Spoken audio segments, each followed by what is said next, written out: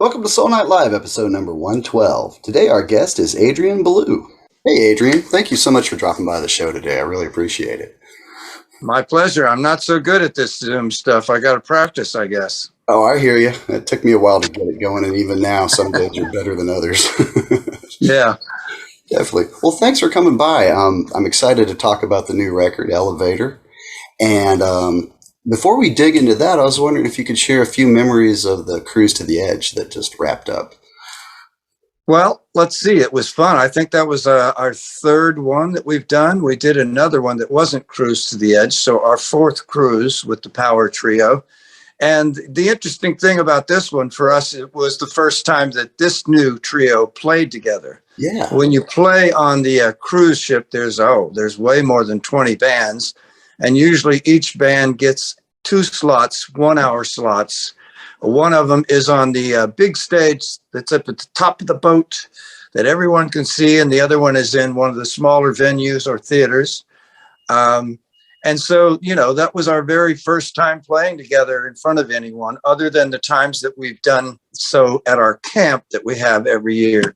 That's how we discovered our drummer, Johnny Luca. For 3 years, he sat in and played with us at the band camp we do, the Three of a Perfect Pair band camp, me and Tony Levin and Pat Mostolato.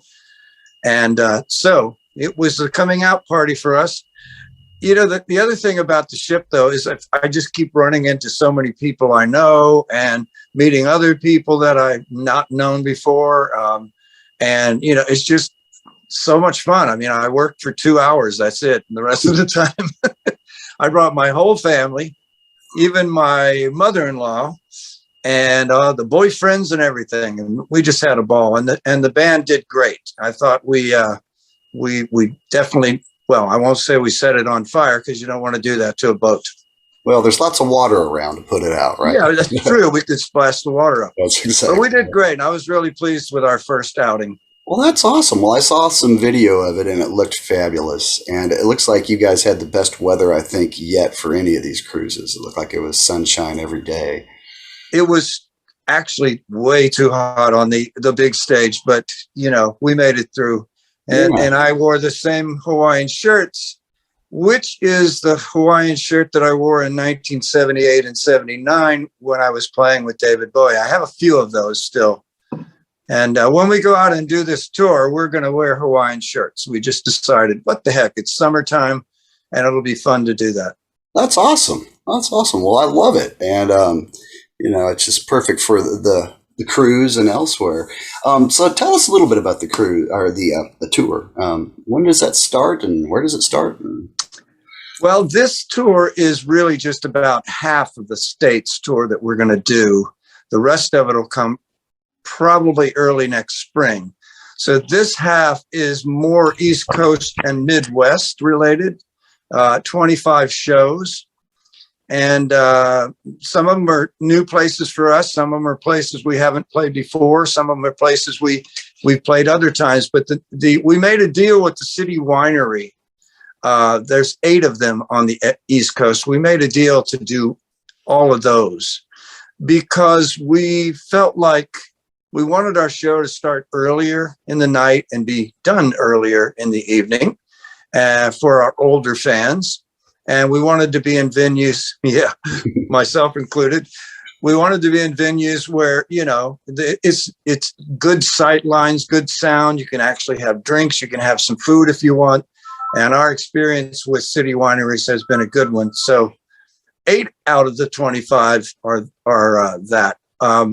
This starts July 13th, I think, in Minneapolis and goes through to almost the end of August. In the middle of it, we will still do our band camp in the Catskills. Okay, yeah, I was wondering if that had happened yet or if it was coming up later this year. It's always that's sort of at the beginning of August every year. Okay. It's a full moon resort. It's a 70-acre resort on the top of a mountain called Big Indian. At night, you have this glorious view of stars like you're in a fishbowl. And we just have a ball. We do everything with the campers. We eat with them. We jam with them. We teach them. We sing Beatles songs with them on the last night, 50 Beatles songs around a giant campfire. Oh, I love it. You know, some good friends of mine go to that every year. I'm sure you know Kevin Andrews. And who makes Oh my gosh. Yeah. Kevin is instrumental in it. Yeah. Kevin is a big deal for us. He orchestrates all the jams to make sure that everybody gets to play on the songs they want with whom they want. Nice. Well, that looks like a ball every year. I've got to get up there one of these years because that just looks like so much fun. What a great way to spend your vacation. Don't wait. It sells out every year now. We've Yep. done 10 of them. This will be the 10th, but a lot of people come back too. We have our campers are like family almost now. Oh, yeah. Well, yeah, just so many great chances to play awesome music and, you know, meet a lot of like-minded musician friends and such. So, yeah. Well, it's a big treat for me because it means every year I get to play with Tony Levin and Pat Masalato. The very last night we move over to Woodstock and play usually at the Bearsville Theater, somewhere like that. And for that show, we do the full-on 6-piece King Crimson band that we have called what's it called now? I just forgot the name of it. Project? Crimson Project. Thank you. Saw that about 10 years ago down here in Atlanta, and it was wonderful. Well, it's great to get to do that once a year at least with those two guys. Oh, yeah. And of course, that's, like I said, that's how we ingratiated Johnny into the Power Trio, because that's half of the 6-piece band. Well, he's great. From what I've seen, I can't wait to see you guys live here in Atlanta. I think you're going to be at the winery here before long, so I'll definitely come check that out. I saw you a couple of years there, and it was fantastic when you came as the 4-piece a few years ago. Mm-hmm. Yeah, that was the last touring we did, 2019, before, of course, the big COVID thing, the drought hit, Yeah. a terrible time for everyone. But, you know, we just did some rehearsals here in my studio, which I'm sitting in right now, about 9 days worth of stuff. And I think we put together a really good, really wonderful contour to this show. It kind of starts with a lot of songs, and the songs, some of which we haven't done before as a power trio. Picked out a few new ones from my catalog. And then I do about a 20-minute solo set on acoustic guitar, where I can talk a little bit and I can introduce some of the songs from the Elevator album. We play one of them as well as in the first part of the set. Then we take a 15-minute break, come back, and it's full-on power trio with all the King Crimson stuff and the stuff from E, and it sets the house on fire. So that's the contour, and I'll be playing, I think, 23 different songs. Oh. And sometimes we'll switch some out. We know more than that. So how much of the new record are you going to get to play? 5 songs. Okay, excellent. Were you able to play any of those on the cruise? No, the record wasn't out and we didn't feel like it was time. We didn't have enough time to do much of anything. We just put together a quick 1-hour set from all the former Power Trio sets, and off we went. Yeah, well, it was awesome. Awesome. So you mentioned Woodstock. I know you get up there quite a bit. You know, when I think of Woodstock, I think of Todd Rundgren, and, you know, you have a tour coming up. It's a Bowie tribute tour, and Todd's part of it with you. I was wondering if you could tell us a little bit about that. Well, I've done a few of these David Bowie tours celebrating David Bowie. I think I've done 3. They're really fantastic because it's usually a great band, maybe 10 or 12 people, lots of different singers, no one person doing the David Bowie singing. Sometimes we have orchestras join us. We've only played pretty high level gigs around the world, like the Sydney Opera House and places like that, which we sold out for 2 nights. Everywhere we go, if it's a major city, we try to have guests that might have something to do with David or just been friends or admirers. So the Will Turn Theater in LA, we had Sting for 2 nights. We've had Gary Oldman, the actor, who is a good friend. We've had a lot of great people. Living Color, some of the big 52s people. So every city we go and we do that. But this is going to be a 30-date tour around the United States. First time we've really played through the United States. Now, the last time we played, I think, was in either 2019 or 2018. The last 2 shows we did were in Iceland. And for those 2 shows, we added Todd Rundgren. And so we had a great time with Todd. You know, I've known Todd a long time. And when we first met in the elevator, when we were going there, he said, well, it's about time we do something together. We've been saying we will for years. Sure. So that's how he got involved with this again. And he's going to be doing this 30-date tour. Another interesting thing going on between me and Todd is his new record, not Space Cadets, something else. I can't think of the name. Space what? Space Force, maybe? Space Force, yeah. I think that's it. I co-wrote one of the new songs with him, and we did it. We shared.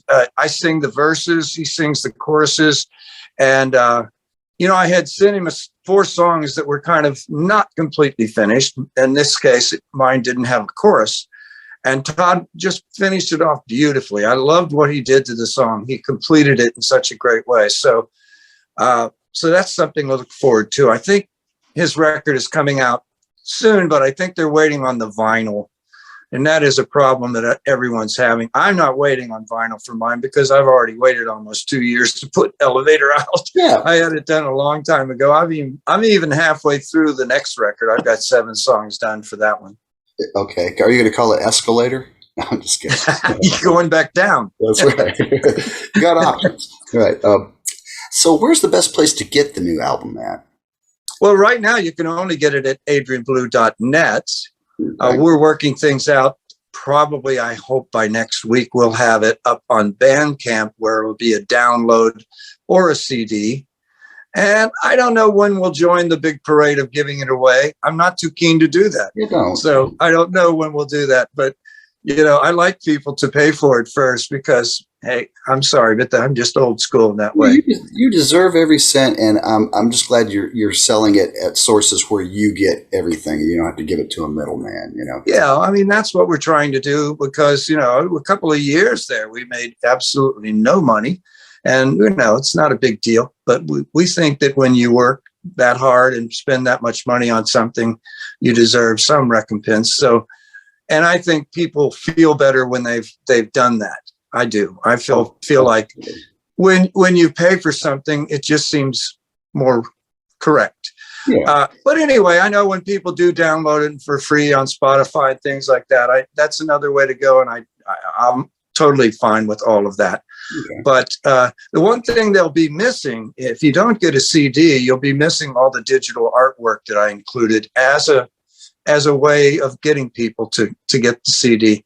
There's 38 paintings of mine on this CD. 6 of them are large, filling the whole page. And then there's an insert in the middle of the booklet, double page, that's got 32 smaller paintings you get to see. Okay. But it's kind of fun, and you get all the words and the credits and everything. And I like that kind of thing. I've always been someone who likes the physical, you know, here it is in my hand. I can look through it, enjoy reading about it, enjoy looking at the words and all these digital paintings. I learned to do digital painting during the COVID drought. And I taught myself how, just like I teach myself how to play different instruments. I just kept fiddling around, and I am so enthralled with it, so much in love with it. There's so much you can do, and still learning a lot. So all of my paintings are very different from one another because I still am discovering everything. Now, how do you go about that? I mean, is there some sort of wand that you use to draw on a screen, or is it, how do you do it? The way I do it is, hello? He keeps calling me, you know. I'm just going to turn this off until we're done. That's okay. The way I do it is with an iPad and an Apple Pencil. I think that's the most common method. And it's really fun. So fun and engaging. Sometimes I'll sit there for hours and realize, oh, wow. You know, time has gone by and here I am, but I'll end up with another painting or two. Yeah, well, I've seen some of them. I remember when you were doing them initially, and I thought, well, that's really, really beautiful stuff. I really like it. So I'm getting really much better at it. The recent ones, that's even beyond the ones you'll see in the package. I think I've discovered so many new things. They're getting better. Yeah. Okay. And there's one on the cover of the album as well, right? How did you decide on that one? I had another one that I had already done, but it was an older one. And when I did the new one, that new painting, I thought, I like this one better. And I can see right here where I'll put the title, and it's just fresher for me. Yeah. So there's 6 inside the record. There's a back cover. There's the CD itself. There's the inner sleeve one beside the CD. And then there's the front and back of the booklet. Okay. And as I said in the booklet, there's a smaller version of 32 of them. Excellent. Okay. And am I right? There's one single out. Is that A13? Is that right? A13, yes. That's Yeah. the first song on the record, in fact, Yeah. too. Well, tell us a bit about how that one came together. Well, most of this material was done during COVID. It saved my life to actually be able to do a lot of writing and introspection. And even though I couldn't record for a long time because, we were in lockdown, when I finally could record with my engineer, he was in the control room with his mask on, and I was out here in the recording room with my mask on. But it all worked out. But during that time, I was thinking about what was going on in the world, and I felt like this COVID thing is just so awful for everyone. Losing people, losing friends, and so on. But even for us people who didn't do that, but didn't have our livelihood, couldn't go outside, couldn't see anybody, all that stuff was just devastating to me. I thought it was a historic period that everyone's going to look back at and say, wow, that was really rough. So what I wanted to do was write an uplifting record, one that when you put it on, you would feel good again about life. Yeah. And that's where the term elevator came from. I thought, well, I wanted to elevate your mood, so that, then I thought, well, call it elevator. It's an elevator. It elevates your mood. Hopefully it doesn't go back down. Yeah. Well, when you go and craft a solo record, how do you just kind of start doing songs and just kind of toss them in a pile, and then after about 10 you go, oh, this looks like it's becoming a record? Or do you have a certain contour you kind of want a solo record to have, where you tick certain boxes? As I go, I develop the contour, and most of the time I have something in mind when I'm starting. As I said, this one I wanted to have a certain kind of quality about it. Sometimes I'll have musical touchstones. I know I want to use this kind of sound or that instrument or this cello or this upright bass or whatever. But mostly, I'm just, first I write the songs, I craft the songs, and either on guitar or piano. And so then I'm already thinking what the songs are going to sound like. I can hear a lot of it in my head. I generally like to get a couple of things going at once, 2 or 3 different songs, and then really zero in on each one of them and say, okay, now I know how to finish this out. The best thing in the world for me, one of my favorite rewards, is the first time I get to finally hear what was in my mind, and hopefully it's even better than I thought it would be. And I keep that process going, over and over and over until I feel like I've got all the components, So sometimes there will be material left over, of course, because I feel like, no, this is not fitting with this. I have enough of that, or that doesn't work with the other material or something. So I always end up with a chalkboard full of names and titles of, another 10 or 12 songs. So did some of the leftovers, are they the basis of what the next record's going to be? Yeah, I continued on after we had finished. And as I say, I've already completed 7 of those. And the others, I'll just, I'll be able to come back to them in September. I have almost that whole month off after the 2 months of touring. But at the end of September, I also, before we do the David Bowie touring October, November, I have 4 more shows to do with the Remain in the Light Festival tour band with me and Jerry Harrison. And those are all on the West Coast. So I got my hands full, but that's the way I like it. Yeah, well, you got a busy year ahead of you, but that's the way to do it. What are some of your favorite Bowie tunes to play when you're part of these tributes?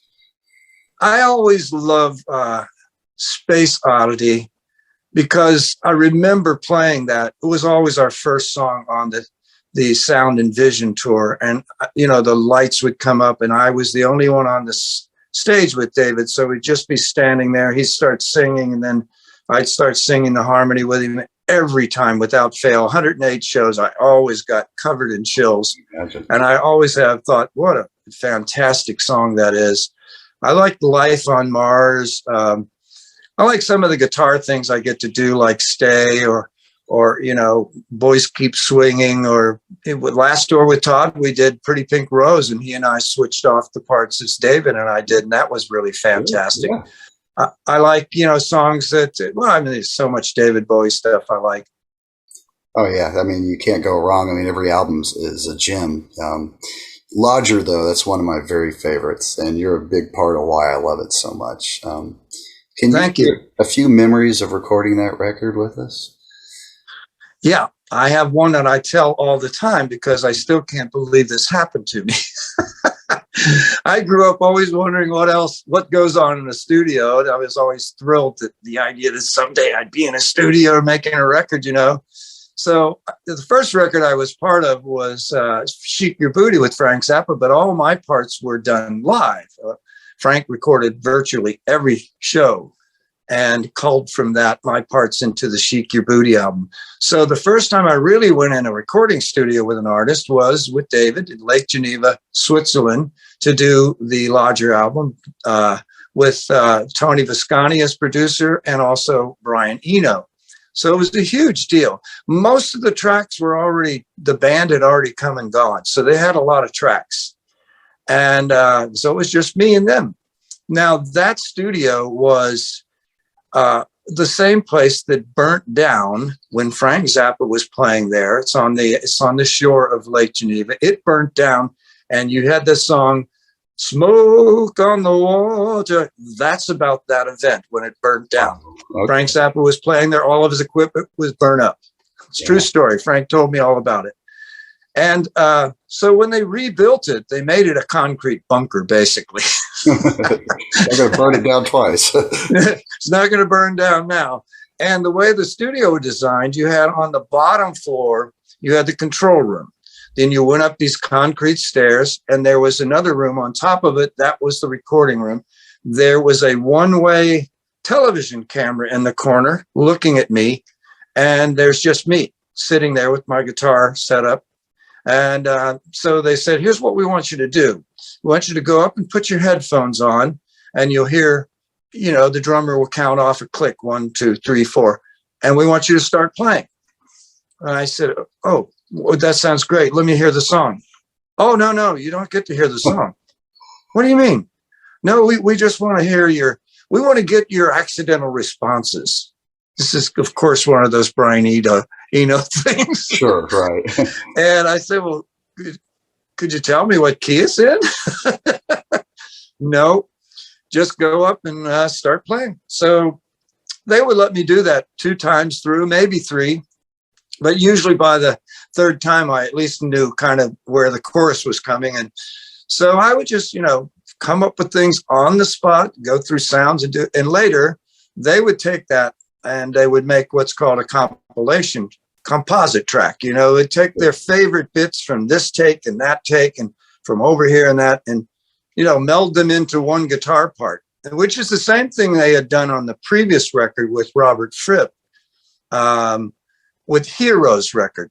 Yeah. And so this is another story. One day I came down from the recording room, and they were sitting, they had been saying something about me when I walked in, and they were all laughing. And I said, what are you guys laughing about? They said, well, we did the same thing with Robert, and we made these guitar parts from what he played that were impossible to play. But no one ever told you. So when you learned the parts with David, you just played them. Right. They were all laughing about how stupid I was. You made it work. There's nothing. Yeah, I didn't know. No one. There was no, liner notes saying, "Hey, you can't play these guitar parts; they're impossible." Right. There's 20 overdubs you're trying to play on one guitar, right? Yeah, but it was fun. I loved it, and they thought it was hilarious. Yeah. Well, I love that record. That's my favorite of the trilogy, honestly. And I just think it's a fun, uplifting record. And It's really wonderful. It goes in so many directions, and the production is awesome. The band was great. I think David's writing, of course, always great. But it was a little bit, they didn't really promote it because it was his last record with, I think, RCA. It was the end of his 3-record deal. And they just didn't really put much money behind it. So I've always thought it's really underrated. Now, Tony Visconti has reproduced it. And I don't have that copy yet, but I want to get it. But everyone says it sounds really great. Oh, wait, I'm talking about the live record stage. We also That's great. Yeah, I'm sorry, I got the two mixed up, but I want to hear that because I always felt the stage record was lacking in quality sound wise, and I think it was really just the mastering was wrong. So every little step of making a record, you have to watch it like a hawk, because every step means, something gets right or it could go wrong. And I always thought the stage record just wasn't mastered correctly. Hopefully. Now it supposedly sounds so much better. You can actually hear everything I play. Yeah, you can kind of get behind the murk and hear what really happened. So that's awesome. Well, we'll keep an eye out for that, definitely. So tell me a little bit more about Elevator. You've got an amazing collection of guitars. Do you pretty much have all of your guitars that you've had since the 70s? Well, pretty much. I mean, I've let go of just a few. A lot of this, I'm not a guitar collector. A lot of the guitars that I have been given to me by manufacturers. I've had such a great career in that sense of people giving me things. I think all the manufacturers like me to try their instruments or their effects boxes, and lots of them have given me their guitars. And I only take them if I find there's something attractive about them and they have their own character and I might really get something out of them. The ones that doesn't happen with, I either don't take, or later on I decide, no, I'm not really getting anything from this. So I let them go, give them to friends or sell them. I've sold about not many over the years because I don't really, I'd rather just give them to someone, honestly. But anyway, the ones I have all have characteristics that I can't get from other things. And depends on the song and what I'm trying to have. So, I'll pick this one for that sound or that one for that sound. A lot of the record is done on 1 or 2 guitars. In this case, I used my Parker Fly and I used a Stratocaster. 3 guitars, actually. I also used a Gibson guitar. But there's no telling when you'll need something that you can't do on those 3 guitars. I have an old vintage a Gretsch, for example, and that has its own sound. I have another guitar that is a high string tuning, meaning it's all it's the top strings of a 12 string. And when you play that, you get a completely different sound. So you're using the Nashville tuning in Nashville. Am I right? Correct. But that's the Nashville tuning. Yeah. And you hear that on a lot of country records. It changes what you play. So if I play da-da-da-da-da-da-da, here we go. Da-da-dee-da, da-da-dee-da, da-da-dee. Yeah. It wouldn't sound at all like what it's supposed to. And that's a nice shimmer too when you mix it in. Very, very nice. The guitar I use is a Fender Santa Rosa, and it's a guitar that had a body pickup in it, an early version of an acoustic electric, and it really has its own sound. It has this wonderful raspy quality about it. And since it's a little small bodied guitar, and when you put those light strings on there, you get a completely different thing. Very cool. Very cool. Now, I noticed you had gone back to Stratocasters in the last few years.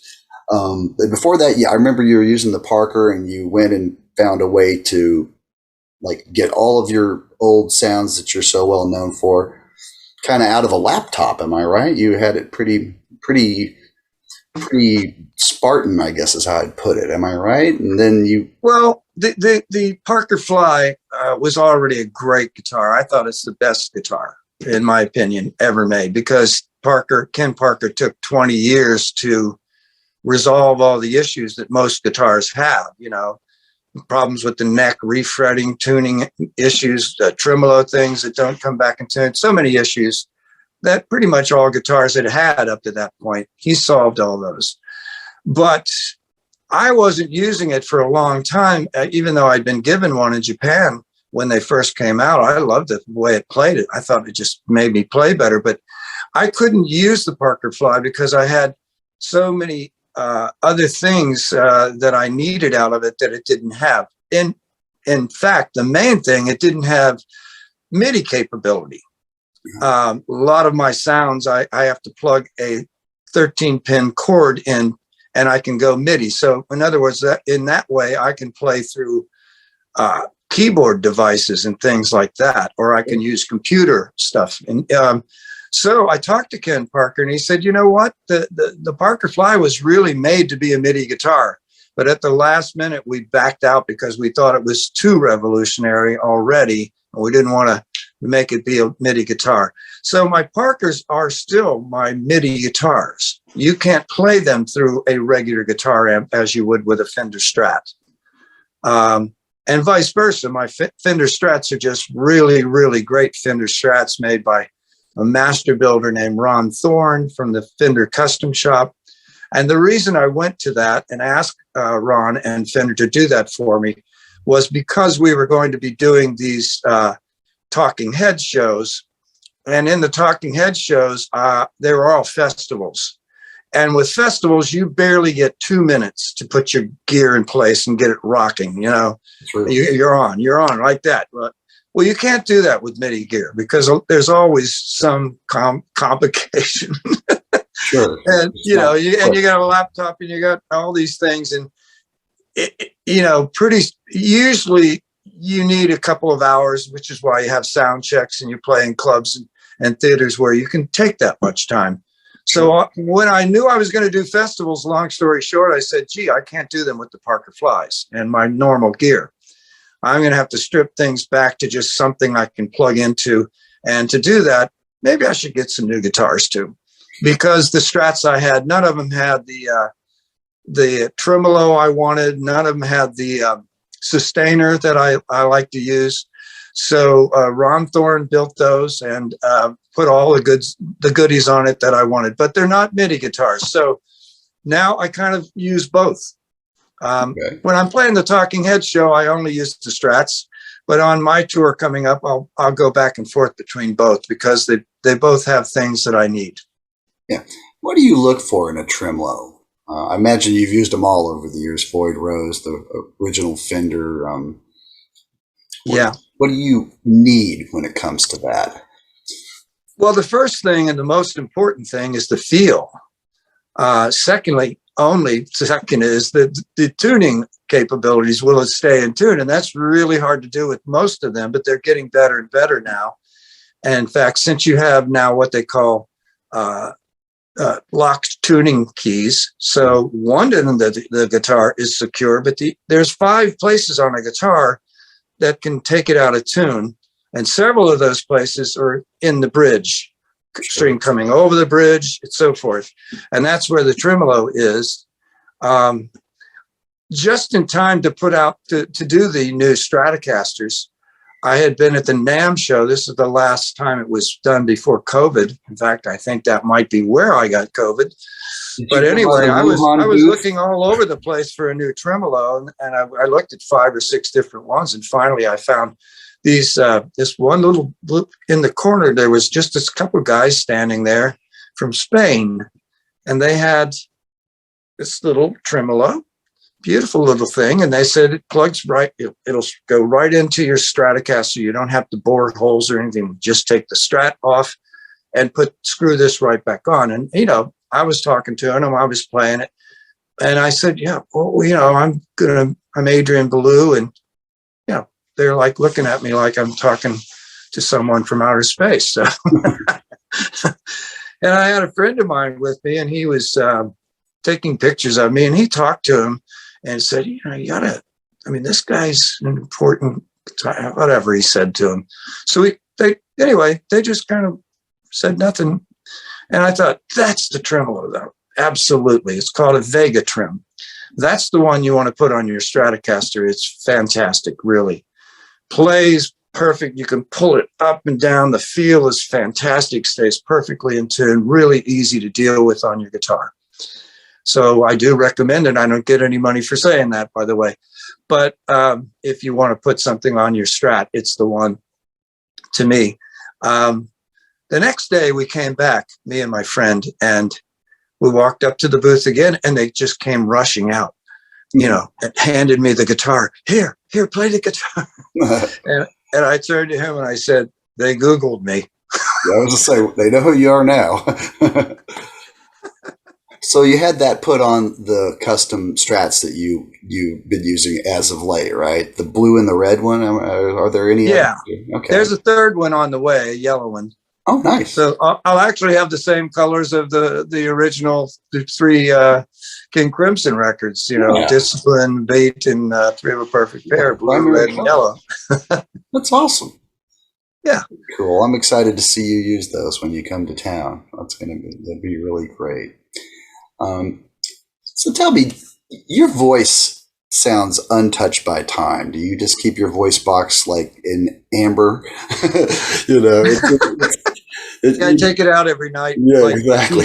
False teeth. Put it in a right jar. Next to the false teeth. Do you do anything to just kind of keep your voice in shape? Do you warm up, or just any tips for other singers of our vintage? You know, it's funny. I hate to say this, but you know, I barely do anything at all. I can go yeah. I don't know. I don't know why, but I started singing when I was a little boy, and I sang all the time. I would sing answers to people. You know, when I was a kid, I would sing song lyrics to people when they want an answer of a song. But so I just done so much singing in my life. I never stop. I love to sing. It's a really great pleasure to me. And I always sang along with everything on the radio. And I could do the weird harmonies by the Everly Brothers and, you know, later on by the Beatles and everyone else. So I think I just have developed this vocal thing that's good. You know, I can keep it in shape. I don't do anything to do something wrong with it. For example, I don't, you know, growl. I don't shout. I don't smoke anything. I've never smoked tobacco in my whole life except one night, and that was all it took when I was a teenager. And I said, "Oh man, I never want to do that again." Yeah. So that's, you know, you care for your voice a little bit, the way you speak certain ways, and mostly my voice is very, very strong still. And I'm not too worried about it. When I did get COVID, though, there was a period where the high end, where your voice breaks between normal voice and falsetto, started getting weaker. I could tell, but it's come back now, so I'm good.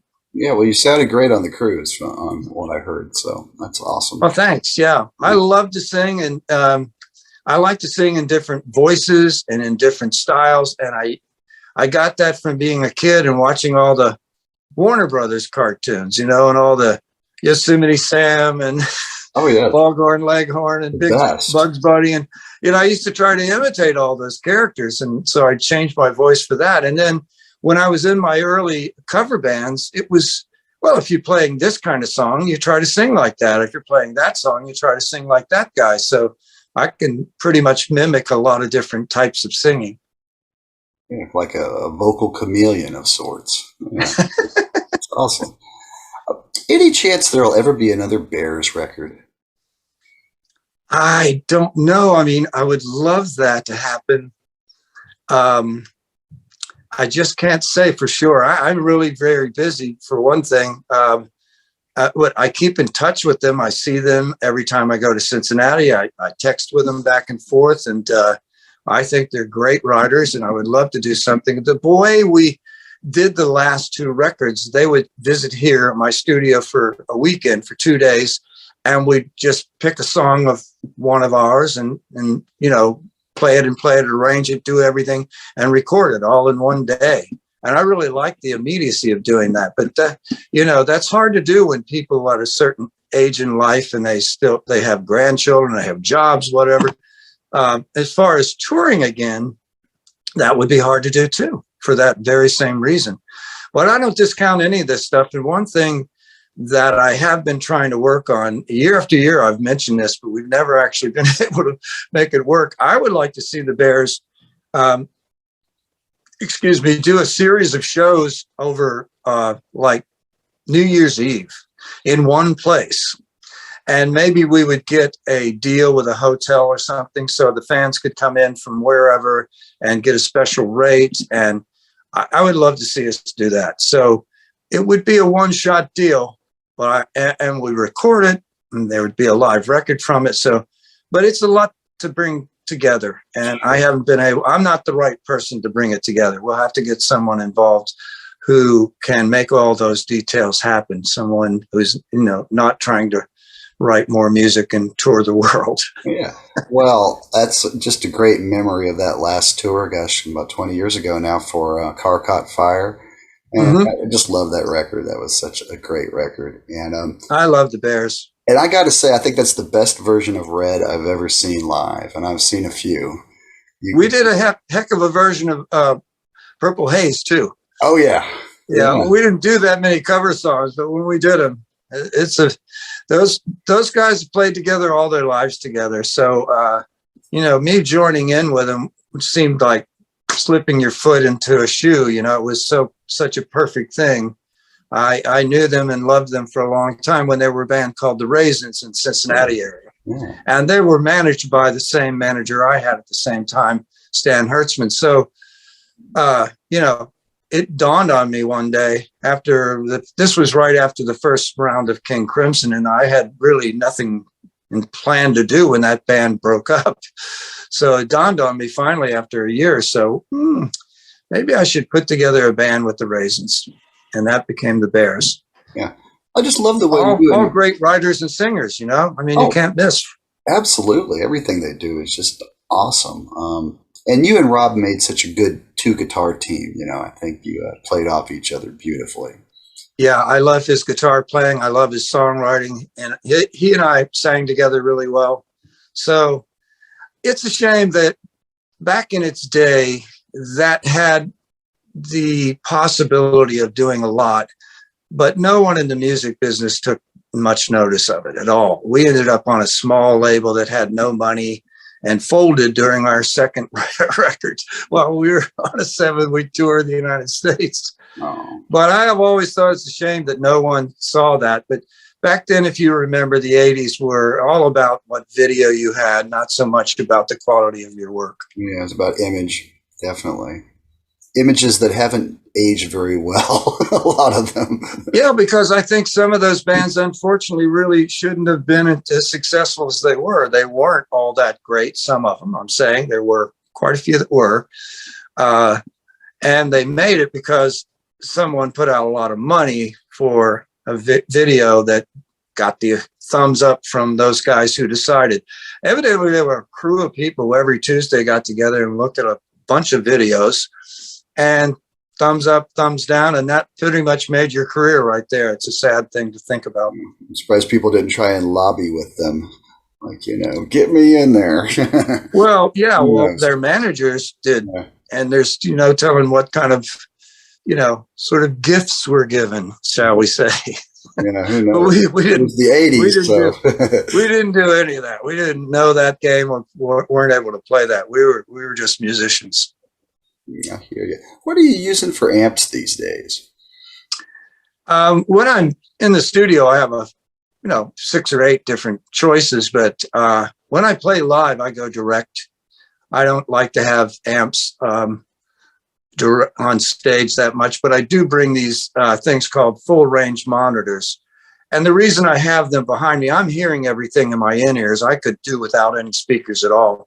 But when you have a trio, you're hearing the drums, you're hearing the bass, and if there's nothing in between where the guitar sound should be, I think that's funny sounding. So I bring these monitors mainly to point back at the audience so they can hear me coming off the stage just as they hear the bass and the drums coming off the stage.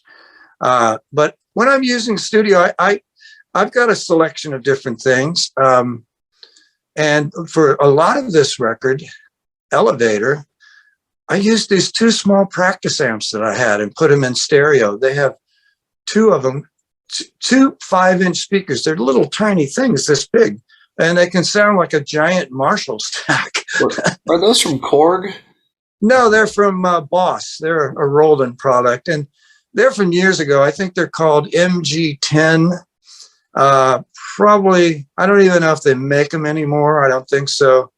But I just put them up and put mics on them and used them in stereo, and almost for everything on that record. I don't know why. I just suddenly they had a saturated sound that really suited what I do. Being small speakers like that, they actually sort out a lot of the EQ things that you don't want a guitar to have anyway. Guitars don't really want to have a lot of low end, for example.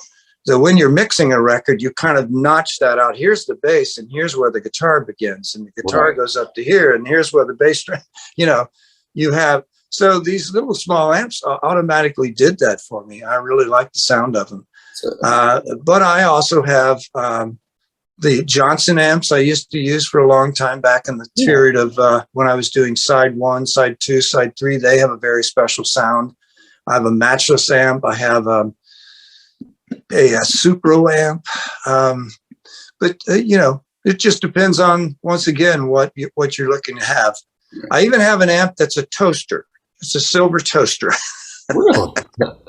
Really, it's got a speaker in it and a little battery, and you plug the guitar in where the knobs used to be, and you play it. It's got its own sound too. Talk about repurposing, It's a repurposing. Trent Reznor once gave me another similar thing. It looks like a Parliament filter cigarette box. Okay. You would have 20 cigarettes in, and you pop the lid up, and there's where you put the battery.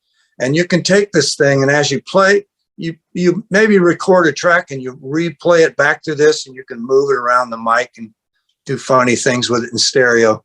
That was a gift from him that I still have. I like it. It's a neat idea.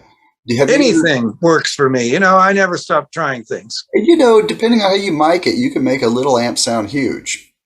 That's what I did with these small practice amps. I mean, you're right, depending on how you mic them.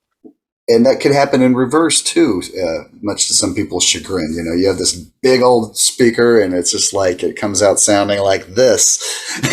Absolutely. There's a lot of factors to it. What happens. In fact, first time I ever used a big stack of Marshalls, I couldn't get them to sound good for me. So I just never have done that again. I just thought, no. That's when I went to a Roland amp. By the way, I still have that. My first real jazz chorus amp that I used on the, on the Zappa tour, the Bowie tour, the Talking Heads tour, the King Crimson tours. And that's still a brilliant amp. I love that amp. Was that a bit of a revelation when that came out? I mean, that's the first place you could get the effect chorus. Am I right? Was built into and it was in stereo. Right. Yeah, so stereo chorus is very different than normal chorus. Stereo chorus is really doing this for real. Mm-hmm. And to do it correctly, you put 2 mics on, one on each speaker. So yeah, and that's such a great sound. That was revolutionary. I remember I heard it one night. I was at a friend's house when I was rehearsing with Frank Zappa, and someone had one, and I listened to it. Next day, I went in and told Frank about it, and he got a couple of them for us to use, and I kept mine, but he didn't need his. Was it only good for clean, or were you able to get some decent dirty sounds out of it too by putting a pedal in front of it? Oh yeah, you could get dirty sounds out of it. It was different because it was solid state, so it was not a tube amp. So you had to work a little extra to get a pleasant distortion sound. But if you think about the sound that's on The Great Curve, for example, or Elephant Talk, or all those songs, early songs where I'm soloing away, that's all done through a Roland Jazz Chorus. It's the only amp I had. Yeah. Well, yeah, I think that sound just kind of took the world by storm, because for the next 10 years, chorus was on everything. It was. I didn't leave my chorus on very often. I because of that reason. I wasn't always thinking a sound that should be the sound. It's very nice for prettier things, really. Exactly. But you're right. It became the sound for. It's like I think it sounded great on clean stuff, but I never particularly liked it on distorted sounds. You know, Yeah, it's hard to get distortion to work with it. Yeah. I used a little 10-band EQ with the distortion. That did help it out for me. But yeah, that's I must have sold a lot of those amps because Roland and Boss they love me. Have you ever heard the story about when Joni Mitchell got one of those first, and Jocko came in and played his bass through it and like commandeered it, said, "I'm taking this home," and she literally had to order another one for herself. I played bass through mine on a couple of the songs on Elevator. There's some spots where it sounds more like a Beach Boys kind of bass sound. It's chorused and it's played up on the neck and it's got a picking sound. You'll hear that in a couple of places. Cool. And it's a really interesting sound. I think that's the first time I've ever done that. Yeah, that's kind of a cool sound. I used to have a bass amp where a chorus was built into it, and I was like, that's kind of different, you know. But it's nice occasionally. You wouldn't want to use it all the time, but can you tell us about a few more tracks that are on the new record? Well, okay. First of all, there are a couple of tracks that are beautiful songs. As much as the whole effect of it is uplifting, let's say, there are some songs that are very introspective. One of them is called "You Can't Lie to Yourself," which I came up with that phrase one day about anything in life. And I thought, you know what? Really, whenever there's a question in your mind or you're trying to figure something out, you really have a gut reaction. That's where the truth is. So you might lie to yourself and say, no, I don't feel that way. I want to, but you really can't. In the end, you can't lie to yourself. You know what you think about things, and so I wanted to write a song about that. I thought a lot of people hide behind things and hide themselves behind things because they're not being truly honest with themselves. And probably happens to most everyone sooner or later. But in the end, I felt, well, that's a good lyric. Another one is called "Beauty," and it's a very pretty song, almost a McCartney-esque kind of thing, about the beauty in life and the beauty in people and how everyone has beauty about them, the beauty in your smiling face and things like that, and the way you radiate and the joy you bring to other people. A third song that's in that same category is called "The Power of the Natural World." And it's about the majesty and beauty of all the things around us. The rest of the songs on the record are, your Adrian Belew avant-garde pop songs. There's one, I got a Tesla, and I thought about this car, and I thought, this car can talk to me and I can talk to it. So I wrote a song called "I Want a Car I Can Talk To." And it's fun. It's a fun song. The idea being that, here's a car. I want it to be my best friend. I want to tell my troubles to it. And I want it to be, I don't want it to argue with me. So I sort of, I humanize the idea that you can talk to your car. And at the end of the song, it says, and if I have a little bit to drink, my car can drive me back home again. And that's kind of the punchline. You have A13, which you've already heard, and that's about escaping from COVID on a fictional train. There's another song called "Backwards and Upside Down." And I'm not a political minded person. I will not talk about politics to anyone. I think that's a dangerous thing to do. Yes. But "Backwards and Upside Down" is about the idea that there's so much crazy stuff going on. And at this time, there were riots. The time I wrote this, there were all kinds of people burning things. And the song basically comes down to the point that common sense, use common sense. That's really your best shot. Common sense doesn't fail you.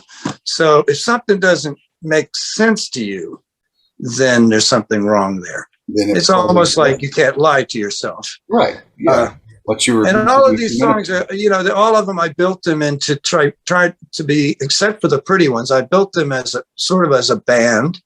They have bass, drums, and guitars and piano and string parts and things, all of which I played. There's another really crazy one on there that's every record of mine recently. I've tried to put a song that's lyrically kind of way out there, fun, wordplay and so forth. And this one is called Taking My Shoes Out for a Walk. Nice. I was taking my shoes out for a walk, and it's a narrative. And the narrative goes through three completely different scenarios. The third one being the guy he's in space, and he has to go to the bathroom, and and there's something wrong, and they tell him the loo, you can't use the loo now, and he's kind of eventually freaking out. So it's fun. It's a funny song. Let me think of another one. The Saturday Morning Roar of the Lawnmowers. Love it. It's actually not about lawnmowers. It's about usage of words. But I love the track. It's very upbeat. In fact, it's coming up on Friday on my Facebook. We have a little teaser, and you can hear the beginning of the music, but it doesn't get to the vocals, but it's really very upbeat and lots of different guitar things, one thing changing into another over and over throughout the song. And the Saturday Morning Roar of the Lawnmowers was just something that I used to say to my wife when I'd come in, because I'd sit out on my deck in the morning on Saturdays, have my little coffee, and all of a sudden, beautiful, peaceful, there's woods around my house in the back, 5 acres, and all of a sudden, there go the lawnmowers. Then another guy over in another subdivision, because his lawnmower, and there goes my peaceful morning. Well, again, it kind of makes me think of Joni. Remember, she had that album, "The Hissing of Summer Lawns." Where that's true. Yeah, I love that. That's a great phrase too. Yeah. Later on, there's a song called "Back to Love," and that was another comment about what I feel like we need to be doing now. Is everyone seems so at odds about things with each other, black and white on everything. Hey, just get back to love, folks. Exactly. Let's just treat each other well. Yeah, that's all we need. And it's got that song has. Whoops. Am I back? Here we are. Just told me I got a low battery. Sorry. Okay. Well, that song has tons and tons of guitar sounds that are very unusual guitar sounds all the way through. You just hear all these like, what is that? And what is that? Over a real nice steady beat. And then, a vocal that's pretty sparse. I'm trying to think of another. The record, you think the record's over, but then 10 or 12 seconds go by and suddenly there's another song. And it's called 70 Going on 17. And it's kind of a fun little song too. And I wrote it 3 or 4 years ago before I was 70. And I thought, I still feel like I'm 17. So 70 going on 17. And that's basically what it's about. It says, I don't have a shelf life, so I don't know when I'll expire. Right. Yeah. Well, but until then, I'm going to live my life up. I'm really going to have a great time because I don't feel my age and I don't really think about it. I don't want to be that. I never have. My father was an adult and I loved him being an adult, looked up to him, but I've never felt like an adult. I'm still a child. Sorry, don't tell anyone. I'm totally there. Like I said, I'm 35 and holding for 20 years in a row so far. I'm going backwards now. I'm going back down. I think 17 sounds more fun than 30. I'll get younger every year. Yeah. Let me think what else is on the record. I'm leaving a couple really good ones out, but Good Morning Sun. I love that one. And that one is, you can hear that one right now. The beginning of the, you can hear the solo, I think, on my Facebook right now. We have these little teasers, 20-second teasers of the record. And I'm going to be bringing them out every couple of days. And the one that's up right now is the music. It's the guitar solo music to area of Good Morning Sun. But Good Morning Sun is all of these songs have lyrics and singing, every one of them. There's no instrumentals. So even if you hear a teaser and you think, oh, I don't hear any vocals, well, that's just because that's the part of the song that the teaser is made from. Right. So are there any instrumentals on the record, or is No, it's 12 brand new songs. Okay. So they're all songs. Okay. Something else I wanted to ask you about real quick. You know, King Crimson had kind of a unique harmonic vocabulary. You know, a lot of the songs were built around symmetrical scales, you know, whole tone, diminished, that kind of stuff, in a way that I don't think I'd ever heard any other rock band use them. And I was just curious, did you run across any of that stuff in Frank's music prior, or was it kind of a new thing when you ran into Robert? I think it was a new thing with Robert. It was something he was very, very strong about. You're right, symmetric scales and chromatic scales. So instead of playing an E chord, you would have to lower the B to a B flat. Okay. And then you'd get that sort of dissonant triad right. that has a little tension to it. Sure. So it really did change the way I wrote songs. I mean, I had to suddenly deal with a whole new thing on top of, you know, the interwoven guitar stuff. Da da da da da da da da da da. Sure. All the songs seemed to be that for the most of them, and that was what Robert's idea what the band should sound like. So my task, and it was really a hard one for a long time, was to figure out how do you actually write songs with that material. It's not usually done, but I was able to do that. You know, so you got a song like Dinosaur, for example, is a good, you know, it's they all kind of use that. I don't know what to call it, menacing. Yeah, pretty much. And, you know, I mean, in other people's hands, those scales would just seem so terse, I guess is the word I want to use. But, you know, Robert and you crafted some beautiful music out of those. You know, it's like dissonance can be melodic, you know, just because two notes rub together in a certain way, you know, you can make that into a beautiful thing. And you guys did many, many times. Absolutely. I always have thought that about music. Dissonance is an element that should be used correctly. And, you know, but it's hard to use it in song form. It's easier to use it in musical pieces because then you can have this dissonant moment, but it's hard to use that as the basis for songs, you know. But I was eventually able to do that. And maybe that's why I was in the band for 33 years, because I had kind of cracked the formula. Yeah. And would you say that a lot of that informed your solo work later? Did you ever feel like I need a Crimson-y piece on here, or did it just kind of naturally seep into your writing? Anyway? Yeah, that's what Taking My Shoes Out for a Walk kind of is. It's got that element. On the last record, there was one called, on Pop-Sided, there was one called Obsession. And, you know, there are others where I feel like, well, this is going in that direction. I'm going to take it there. You know, music occurs to me in all manners of ways, whether I'm trying out a new effect or I'm playing acoustic guitar or I'm just fiddling around or whatever. And I let it lead me, you know, and the thing is, I'm capable of many different things. That's, I think, why I've been able to play on, you know, a Paul Simon record and a couple of weeks later play on a Nine Inch Nails record. Sure. Yeah. Or do a film or do a symphonic piece or all these different things. It's all the same to me. Music comes at me, comes through me, if you want to say that. And I just go with it. Yeah. I'm glad that the vocabulary of King Crimson became something of mine, because it really has taken me in new directions over the years. But at a certain point, it was actually also getting to the point where it was hard to do the same thing. You know, if every song goes da da da da da da da da da da, right? After a while, you're going, I don't know what to do with that now. What do we do? But it's all good. Well, I thought you guys took it to some new levels. Like when you came out with the Construction of Light, it was almost like you took the interlocking thing and turned it into a game of hot potato where you doom, doom, doom, doom, doom, doom, doom. Right, where we're sharing it between three instruments then. And then also we would do it in 5 and we'd do it in 7, you know.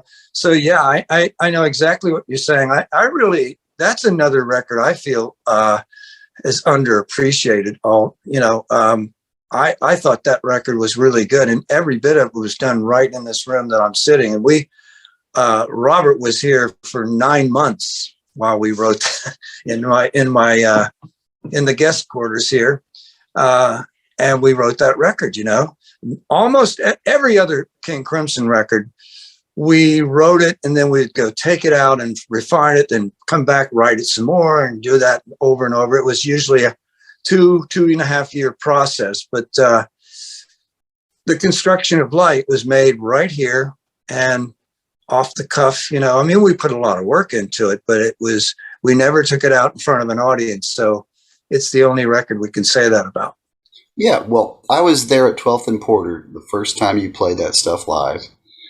And it was a lot of fun to take that in and check it out in person. As a matter of fact, I drove up each time you guys did at 12th and Porter. I remember you did Power to Believe stuff instrumentally before you put the record out. And that was my favorite Crimson show. That was just a magical night. Loved it. Well, that's what I said. That's what we used to do. We would take the material out even before it was finished and play it and gather whatever we could from that and take it back and sort of refine it from there. There was a long process to do a King Crimson record, 2 or 3 years at least. And every time we felt like, well, boy, we're here. We're going to reinvent the wheel yet again. So it was pretty daunting. But I loved it. I love all those challenges. I felt like Power to Believe was a great kind of closer. If they're going to, I'm sure it wasn't intended to be the last Crimson record, but in hindsight, I think it wrapped things up nicely. And I do too. I think it as the name implies, it's a powerful record. And in other ways, it sort of put the exclamation on it, And then the Crimson that has existed since then, that was 14 years ago or so. Obviously they went in a different direction. They weren't looking to create a new music. They were more interested in going back to the early music and restating that. And I never got to see them live. I kind of didn't really want to. Yeah, I can because I felt like, it's like seeing your ex-wife when she looks beautiful again, Right, with some other guy. I can totally understand. Well, I think what they did was, it was an interesting thing. I think a lot of people have been dying to hear those songs. So I'm glad it happened, but I'd love to see you get back together with them someday if it's ever an option. Well, hopefully people are dying to hear the other songs, and we're going to be playing those with Power Trio, songs like Indiscipline and Thelu and Gingeed and so on and so on, So those are in the end of our second half of our night. And I guess we'll be the only authentic version of that in the world. So if you want to hear that, come and see us. That's a good point. Are there any Crimson tunes that you really love to do live that you just haven't had a chance to work up yet? I'd love to do Frying Pan. Oh, that's a fun one. Yeah. But that does require a second guitar player. Right. Because the guitar notes go chromatically in opposite direction. Oh, that's right. Exactly. And so on. But I always loved the vocal in that song. I ran my voice through an effect box that would give you a harmony, but you could set the harmony to the key you were in and I set it to E minor. So the notes were really odd. And then I was going, I was just thinking about, I moved this melody all over and this thing was following me. So it sounded like two really good singers together. Oh yeah. Well, that's one of my favorite tracks from that record. There are others, I think. I'd like to go back and maybe revisit some of the songs from like Three of a Perfect Pair. Those were never really much played out. Yeah, and I've never played them much, but at some point, with an open heart would be great. Yeah, Man with an Open Heart, and what's the other one? A Modern Man. Modern Man. Yeah, not a modern man. I'd like to do that again, but I'll get them. I'll get to them. Yeah, excellent. Well, before we wrap it up, I wanted to ask you a little bit about Dig Me is another one. Oh yeah. Dig Me, I could do with this trio. But I don't know how I would redo the vocal effect that's, meant to sound like metallic car. Sounds like Christine talking to you. Yeah, it's exactly it. That was one of the wildest tunes in that whole decade, I think, that you guys did. Was that on the fretless guitar or was it fretted? No, it was fretted, but it was. I tuned the G string up to an A, so it gave me some unusual chords and had a lot of flanging on it. And it was also one that I just basically did with with Tony and Bill, because Robert, I don't know, he just didn't take much interest in it. And then at the last minute, he just played one chord every 11 beats. Right. Yeah. But, so basically it was it was a trio of King Crimson. One of the very few times we ended up doing that. Well, that's very interesting. So before we wrap it up, I wanted to ask you a little bit about cars. I saw you, I can't remember what it was, but recently you took one of your classics out for a ride. I was wondering, do you have many? Do you have a car collection? And do you have a 52 Studebaker coupe? I don't have a 52 Studebaker coupe, and that's just one of hundreds of cars that I really love. I really love the styling of cars. So I'm a vintage car guy. I mean, there are some beautiful new cars now, of course, and they make them better than ever in many ways. But I always loved old cars. And I have a huge collection of books about them, about cars and magazines and stuff. But I'm not really able to take care of more than 3. I have 3 vintage cars. One's an old beat up farm truck that my father had, 65 Chevy. And the other, that's why I bought it, because my dad had that. And the other 2 are 2 of my favorites. One of my favorite American cars is a 59 Thunderbird, Ford Thunderbird. I just love the styling and the look of that car. It's very space age. The wings and all that on there. Yeah. But it didn't have big fins like they had almost all the other 59 cars did.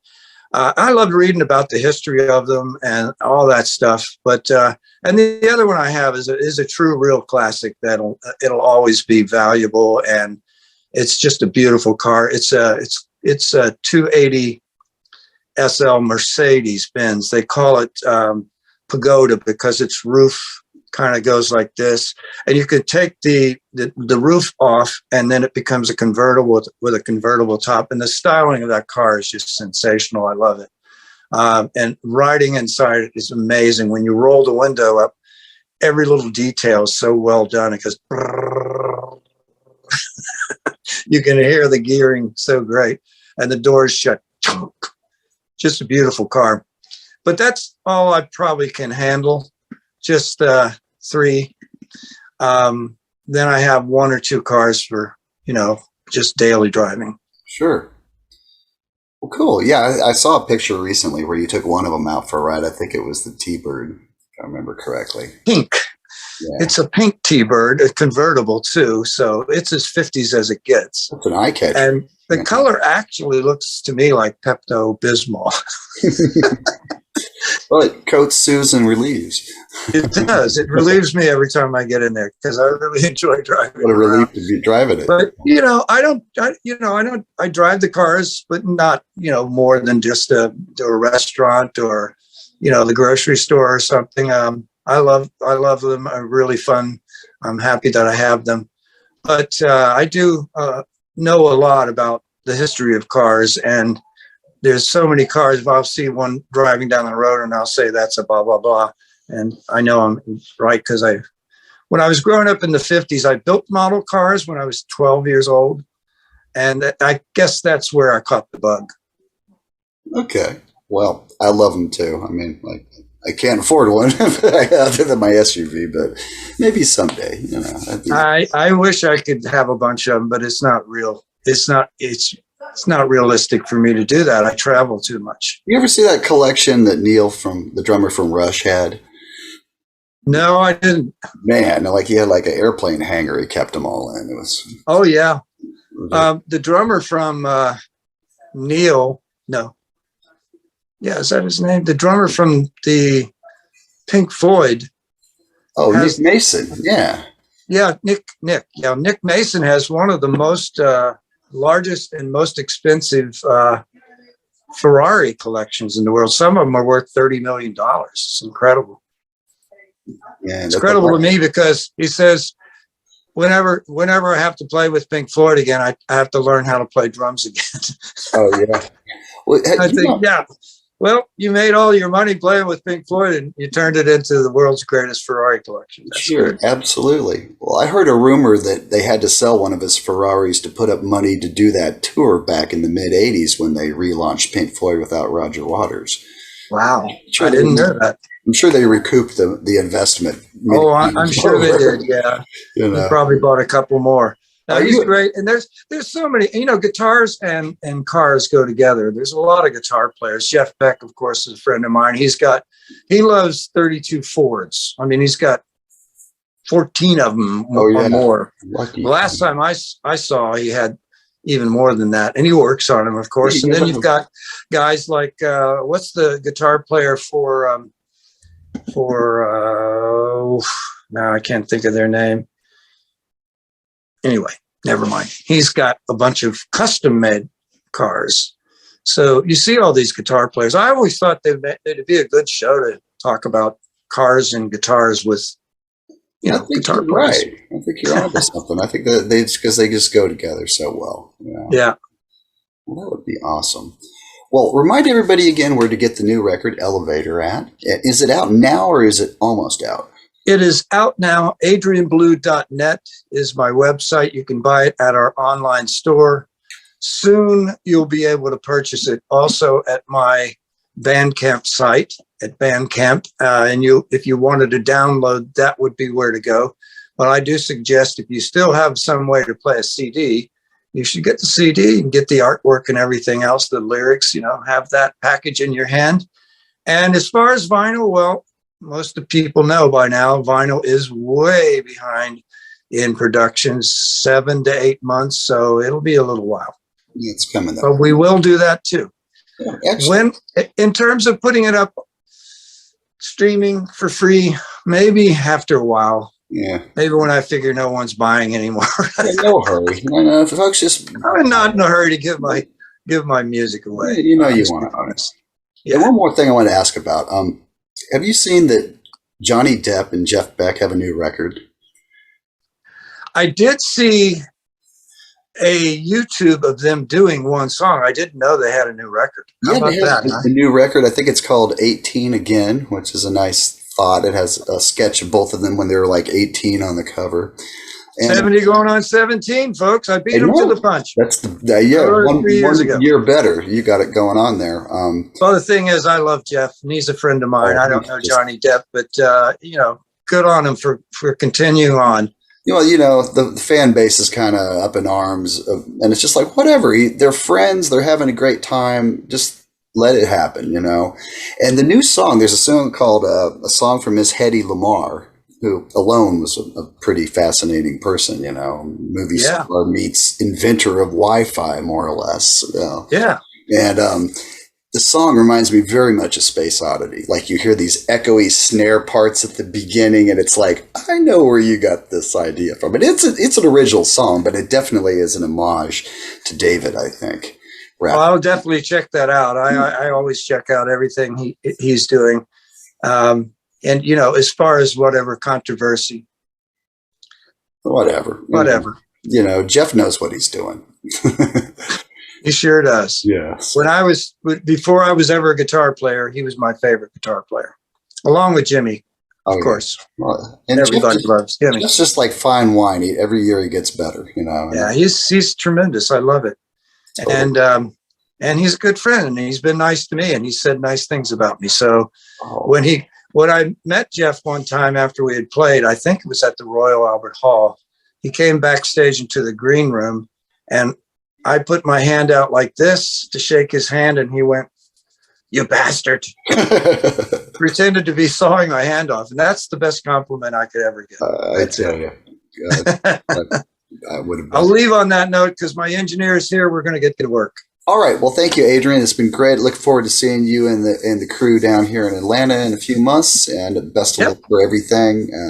It's been a real honor to chat with you today. Thank you so much. Come on out, everybody. You never know. I promise you I'll be here for this one, but I don't know beyond that. But come on out. It's a great show, a different show too. I love it. All right. Thanks. Take care. We'll see you. Cheers. Bye-bye. Bye-bye.